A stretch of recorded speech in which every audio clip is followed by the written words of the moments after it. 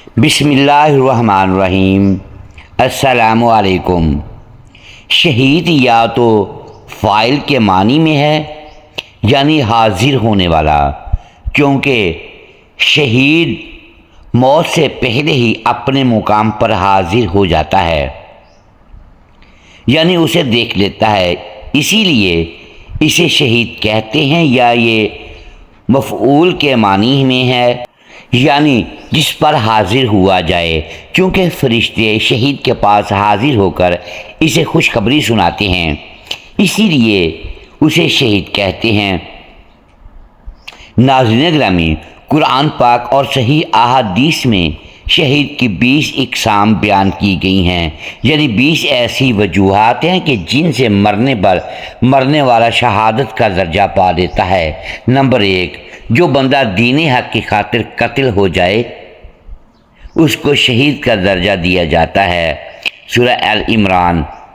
Number 2، جو بندہ پیٹ کی شدید بیماریوں کا مبتلا ہو، مثلا لوز موشن اور گردوں کی بیماریوں کی وجہ سے بندے کے پیٹ میں پانی بھر جائے، اگر اس حالت میں مریض کی موت واقع ہو جائے تو اسے بھی شہید کہا جائے گا، صحیح مسلم 1915۔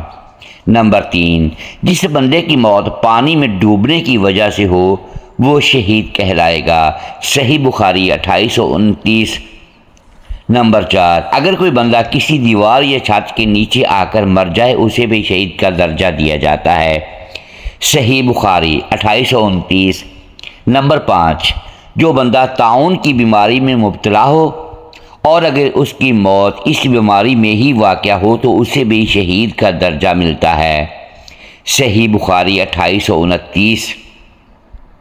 نمبر 6، جو بندہ نمونیا کا مریض ہو اور اسے بیماری کی وجہ سے اس کی موت ہو جائے وہ شہید کہلائے گا۔ نمبر 7، اگر کسی بندے کی موت جلنے کی وجہ سے ہو تو اسے شہید کہا جائے گا۔ نمبر 8، اگر کسی مرد کو حمل ہو اور اس حالت میں وہ مر جائے تو وہ شہید کہلائے گی۔ نمبر 9، اگر غیر شادی شدہ عورت مر جائے تو وہ بھی شہید کہلائے گی۔ نمبر 10، جو عورت حاملہ ہونے کے بعد بچے کو جنم دینے سے پہل مر جاتی ہے وہ شہید کہلائے گی۔ نمبر 11، جو عورت بچے کو جنم دینے کے بعد حالت نفاس میں اس کی موت ہو جائے اسے بھی شہید کا درجہ دیا جاتا ہے۔ نمبر 12، اگر کوئی بندہ ٹی بی کے مرض سے فوت ہو تو اسے بھی شہید کہا جائے گا۔ نمبر 13، اگر کوئی بندہ کسی سفر پر جاتا ہے اور دوران سفر اس کی موت ہو جائے تو اسے شہید کا درجہ ملے گا۔ نمبر 14، اگر بندہ جہاز کا سفر کر رہا ہے اور وہ جہاز سے گر کر مر جاتا ہے تو اسے بھی شہید کہا جائے گا۔ نمبر 15، اسلامی ملک کی حفاظت کرتے ہوئے کسی کی موت رونما ہو جائے تو وہ بھی شہید ہے۔ نمبر 16، اگر کسی کی موت گڑھے میں گرنے کی وجہ سے ہو جائے تو وہ بھی شہید کہلائے گا۔ نمبر 17، اگر کسی بندے کو کوئی موذی جانور درندہ یا کوئی پرندہ کھا جائے تو اسے بھی شہید کہا جائے گا۔ نمبر 18، اپنے مال اور اہل و عیال، اپنے والدین، اپنے دین اور راہ حق کی خاطر قتل ہونے والا شخص شہید کہلائے گا۔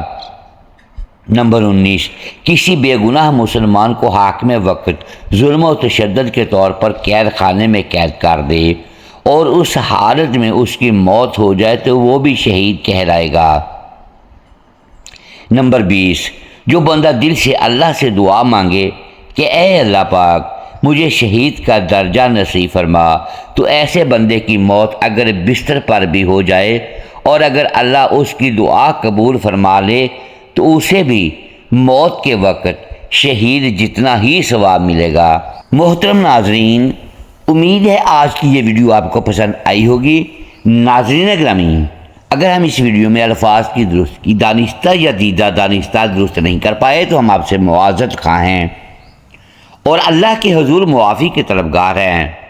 ناظرین گرامی، ویڈیو کو لائک کیجئے، چینل کو سبسکرائب کیجئے، ویڈیو کو شیئر کیجئے اور بیل آئیکن پریس کر دیں تاکہ ہر نئی آنے والی ویڈیو آپ تک بر وقت پہنچ سکے اور ہماری حوصلہ افزائی ہوتی رہے۔ اگلی ویڈیو تک کے لیے اپنے بھائی غلام رسول کو اجازت دیجیے گا۔ شکریہ، اللہ حافظ۔